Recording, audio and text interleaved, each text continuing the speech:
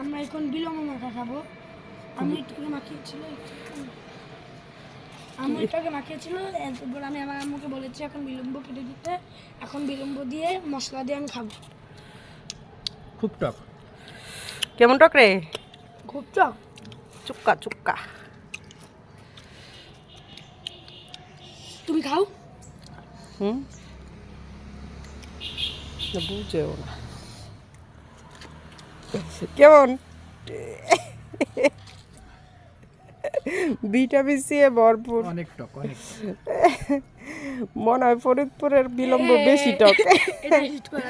এই আমি তো ওই যে কুমিল্লার বিলম্ব খাইছিলাম, ওইটা তো এত টক না।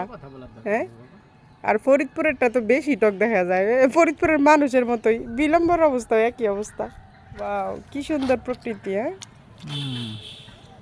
এরকম পরিবেশে বিলম্ব কেন, যা দিবা তাই মজা লাগবে।